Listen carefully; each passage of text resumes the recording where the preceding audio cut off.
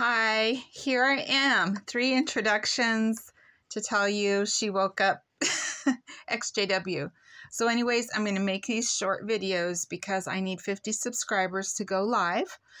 And they don't give you more than 15 seconds. So I have to do this on my camera, on my phone. But I need 50 subscribers, please. Please follow along and hear my story and story of my family too. Well, I became one of Jehovah's Witnesses in 1986. I am the only one that was one of Jehovah's Witnesses in my family. Nobody came in the truth. I think I had a long-distant uncle who was disfellowshipped, which is somebody who is shunned by Jehovah's Witnesses organization. I had a cousin, his daughter. She never came back. I was introduced to Jehovah's Witnesses organization. Let's see, that was 1984. And I was working and I met these 2 girls at a job, or actually a sister and then her brother, and we all worked at the same place. Well, they were raised Jehovah's Witnesses.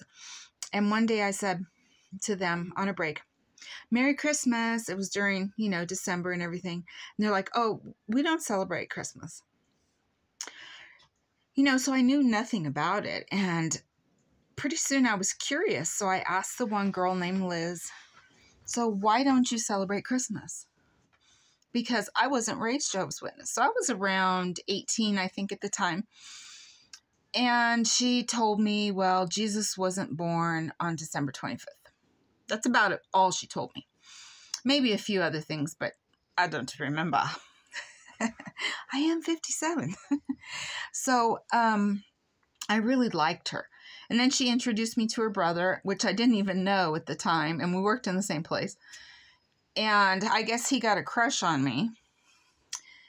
And but here I am, not a witness. I was raised non-denominational. My mother, very much, my mama, really loved the Bible. My grandparents loved the Bible. So it was Baptist churches we went to, or non-denominational. There was a Baptist church down the street from me as a kid. And we go to Vacation Bible School. And my mom would sit and read the Bible to me. So I have a love of the Bible. And I can't say I never have or ever will stop. I like the scriptures. So if this goes in and out a little bit, it's because I live way up in the mountains and sometimes the internet's a little sketchy.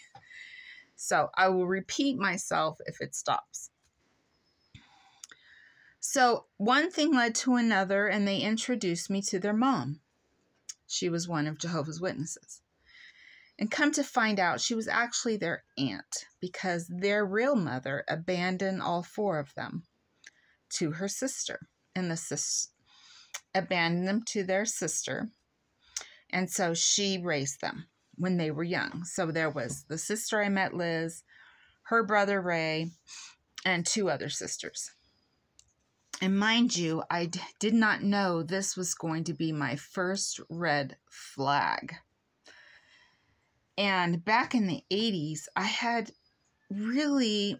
was young in, 19, 20, 21, 22. Well, I had my son at 21, so it was under that age. And so one thing led to another, and Ray's hanging out with me. We're going out dancing and doing things and stuff like that. And he'll tell me more about their faith and stuff. And that he wasn't baptized. Or Ray would tell me he wasn't baptized. His sister wasn't baptized. None of them were. You had to be baptized in Jehovah's Witnesses organization. And then once we got to know each other, it became romantic. And I thought he was just so funny. He had such a funny personality. Let me take my glasses off. And so, but he ended up becoming extremely obsessed and jealous of me around anybody. But it ended up being, romantic, and we were out with each other all the time, and we ended up in an apartment, but he was kind of obsessed. And to me, I was raised in a home that was pretty abusive. This was normal for me, to see the yelling, the screaming, the drunkenness from people who say they're Christian. Now, my mom was the victim of this, and so were me and my brother. And my stepfather was a Baptist minister, but not practicing. He went to Bible college. But he had a terrible temper, and he raised me. So I've seen a lot. Also, he molested me. And at the time, back in those days, there was no place for anybody to go. You know, no place for my mom to go, no women's shelters, no nothing. And this was like back in the late 60s. So I was probably like 4 or 5. And then it just went on until the 80s of him trying to molest me or molesting me. But as I got older, I could fight it off. But I think that's what made appealing of Jehovah's Witnesses, is they felt that family was important and God didn't approve of bad conduct or bad behavior. So it appealed to me. And then I heard Jesus wasn't born December 25th, and I always thought he was, and that appealed to me, that maybe this wasn't accurate, what I'd been taught. And so there was all kinds of things in my mind. And so I studied not with their mother, because what Jehovah's Witnesses do is they have Bible studies. They go out door to door, right? Some of you have met them. They've come to your door and knocked on your door. Or you've met them in the grocery store, the library, at work, wherever you'll meet Jehovah's Witnesses. And the mom didn't study with me. She set me up with 2 witness ladies. And what you can do in their congregations is what's called pioneering, where you go out in the ministry for so many hours a month. And the women were known to stay home and do this or not work. And the fathers, the mother and the daughter who studied with me, her husband was an elder in the Jehovah's Witness congregation, and their son was a ministerial servant. Well, my soon-to-be husband, because I was now pregnant with my son, the mom couldn't read. And I thought, well, that's really kind of weird, because these ladies come to my house and study with me. So the ladies come to my house and study with me the Bible. I took out my King James Version. I had lots of Bibles. My mom made sure I had Bibles. And we would study in the Paradise book. It was called You Can Live Forever in Paradise on Earth. And we studied that. And you had to read. But I found out that Ray, my kids' father, the aunt could not read. And I'm like, how is that possible? How did she learn to be a Jehovah's Witness if you cannot read? So anyways, later when I was pregnant, my soon-to-be mother-in-law lends me a refrigerator. We didn't have a refrigerator. And here I am hungry all the time being pregnant.